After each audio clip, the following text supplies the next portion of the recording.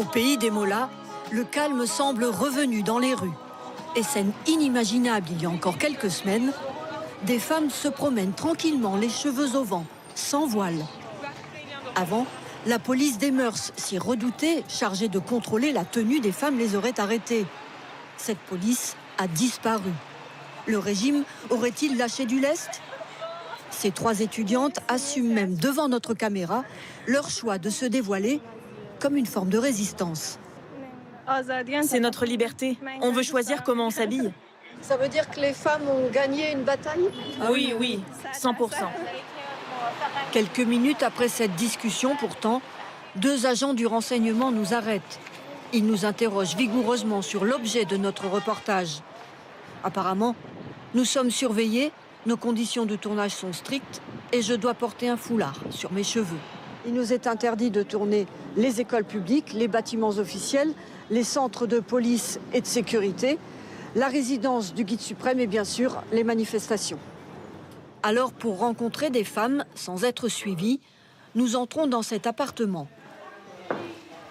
C'est un salon de coiffure. Tous les salons pour femmes se situent dans des immeubles, à l'abri du regard des hommes. Brushing, ok. Sohaila est coiffeuse ici depuis 20 ans. Vous savez, les Iraniennes sont très attentives à leur beauté. Elles sont très coquettes. C'est important pour leur morale, pour qu'elles se sentent bien. La plupart des femmes qui fréquentent ce salon de coiffure sont des femmes qui travaillent, comme Mariam, qui s'offre aujourd'hui une extension de cils. Je viens ici pour fuir la dépression. Me voir belle, avec mes nouveaux cils, ça me redonne de l'espoir. Car entre ces femmes, nous explique Mona, la manucure, il y a désormais une solidarité face à l'idéologie islamiste. Nous voulons être libres, comme des êtres humains normaux. Mais eux, les hommes au pouvoir, ils ne le veulent pas, non. Ils veulent qu'on reste des esclaves. Puis, dans un léger sourire, elle ajoute « Ils vont venir m'arrêter avec ce que je dis. » En dehors de ces quelques femmes qui osent parler, partout ici, la peur se ressent. Peur de s'exprimer, peur d'être interpellée, même exécutée.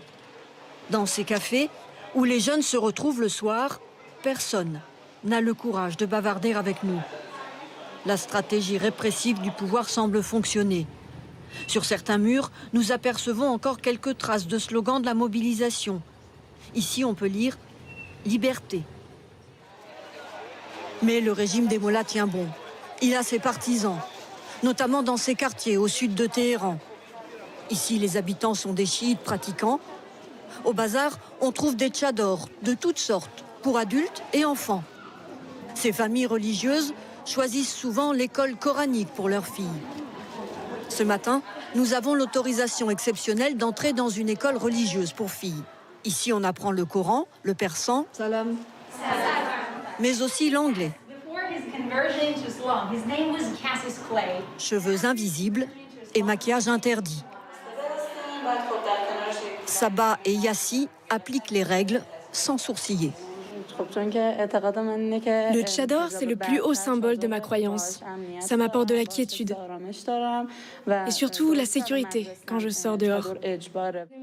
Nous, on défend les valeurs religieuses de notre société. On aimerait que toutes les Iraniennes vivent comme nous. Pour ces élèves, pas question donc de changer les traditions. Mais que pensent les mollahs des Iraniennes qui osent, elles, défier le pouvoir? Après négociation, nous avons rendez-vous avec un dignitaire de la République islamique. C'est le mollah Abol Rassemi. La femme qui se dévoile, c'est pour montrer sa beauté. Elle veut se comparer aux autres femmes, mais cette beauté, elle a une durée de vie limitée. Plus la beauté va se dégrader avec le temps, et plus la femme sans voile va le vivre mal. Le voile protégerait donc de la vieillesse, selon ce religieux rigoriste. Vous savez, la majorité des femmes iraniennes ne veulent pas se dévoiler totalement. Ce mollah, comme le régime, accuse les pays étrangers d'avoir orchestré les révoltes de ces derniers mois. Même rhétorique à la grande mosquée de Téhéran. C'est la prière du vendredi. Notre caméra filme cette scène impressionnante.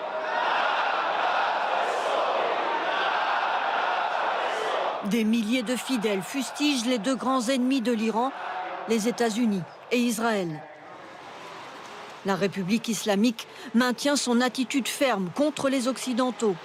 Mais une partie de la société semble désormais en rupture totale avec le régime théocratique, alors que dans la rue, un vent de liberté souffle encore, comme un espoir.